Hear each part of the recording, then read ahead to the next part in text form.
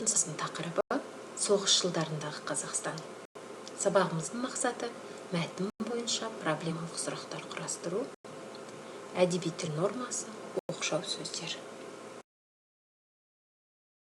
Панфиловты азамат соғысы кезінен танитын Сталин оған Алматыға барып дивизия құруға, оны өзі басқарып, адамдарды да өзі таңдап алуға бұйрық береді. Талай шайқасты бастан өткеріп, шыныққан жауынгер кешікпей іске кіріседі. Қатысы бар сөздер кездеседі. Олар оқшау сөздер. Алматыға келдім. 316-шы атқыштар дивизиясын жасақтауға кірістім.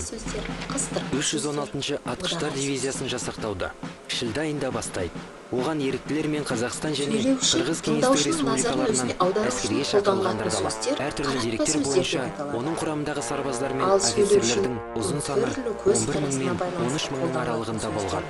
Ал олардың басым бөлігі жетісу, орыс, қазақ, украиндер екен. Жалпы алғанда соғыс жылдары Қазақстанның әрбір 4-ші адамы майданға аттанған. Көңіл күйін білдіру мақсатында айтылған сөздің түрі одағай сөздер. Екінші дүниежүзілік соғысқа қатысқан қазақстандықтардың санын жолдастар, Американың антигитлерлік майданда біздің аскерлер жан аямай соғысуда салыстыруға болады. Бұл сөйлемдегі жолдастар сөзі Сол соғысқа кішкентай Қазақстаннан қанша адам барса, демек, Құрама Штаттар сияқты ұлы елде сонша адамын ғана ал жіберген. бұл сөйлемдегі демек сөзі қыстырма сөз. Алақай, біз жауды жеңдік.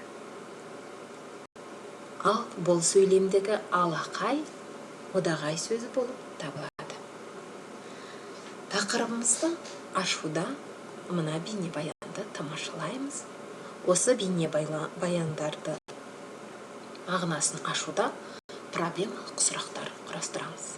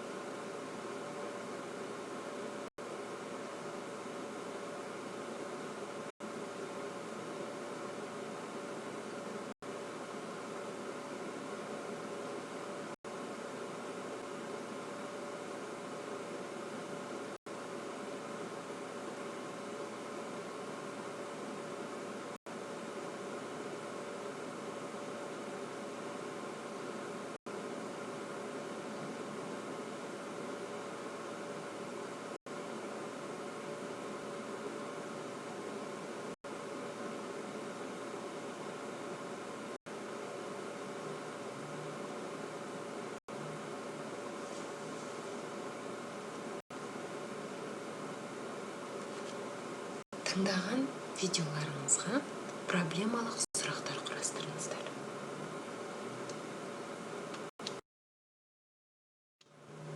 Кітабымыздың 142-ші бетін ашамыз. Оқылым мәтінін оқимыз. Мәтінді оқып, негізгі ойды анықтаймыз.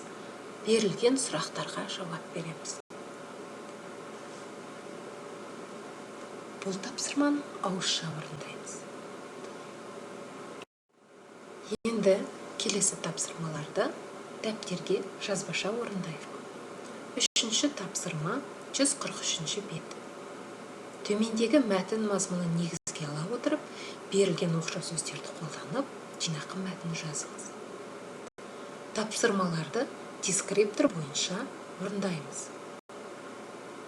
Яғни, жинақы мәтін жазамыз. Жинақы мәтінімізде оқшау сөздерді қолданамыз. Және төменде берілген мәтінді негізге ала отырып, жинақы мәтін жазамыз. Тапсырмамызды орындап болсақ, келесі жаттығуға көшейік. Төртінші жаттығу 143 бет. Пирамида әдісімен Ұлы Отан соғысы жылдарындағы Қазақстан туралы өзіндік ойларыңды жазыңдар. Өзіндік ойларыңды жазуда тамашалаған бейнебаяндарың мен оқылым мәтініне сүйеніңдер. Тапсырманы дескриптор бойынша орындаймыз. Бірінші, Ұлы Отан соғысындағы Қазақстан туралы өзіндік ойлар жазады. Екінші, пирамида әдісін қолданады. Оқулықта берілген пирамида әдісінің қадамдары бойынша кей тапсырмаларды топпен, жұппен орындау керек. Алайда біз тапсырманы топпен, жұппен орындай алмайтындығымыздан жеке орындап жазамыз. Мүмкіндік болса, үйдегі әке-шешелеріңмен, немесе бауырларыңмен, аға-әпкелеріңмен сөйлесіп, жұптасып, жұмыс жасауға болады. Тапсырмаларымызды орындап болса, бүгінгі сабағымызды қорытындылайық. Бүгін не үйрендіңіздер? Сабақ бойынша қандай сұрақтарыңыз бар? Қиындық келтірген жайлар бар ма? Осындай жайлар болатын болса, дәптеріңізге 1-2 сөйлеммен жазып қойыңыздар. Үй жұмысын оқулығымыздың 137 бетінде берілген 5-ші тапсырманы орындайсыздар. Газет, журналдар мен ғаламторларды пайдаланып, еліміз үшін жайын аямаған ардақты азаматтар туралы мәлімет жинаңдар. Оқшау сөздерді кірістіріп, бірнеше сөйлем жазыңдар. Бұл жерде өзіміздің орталық Қазақстан батырлары туралы жазуға кеңес беремін. Бүгінгі сабағымыз аяқталды. Тапсырманың барлығын дәптерге орындап, фотосын маған кері жолдайсыздар. Назарларыңызға рахмет, сау болыңыздар.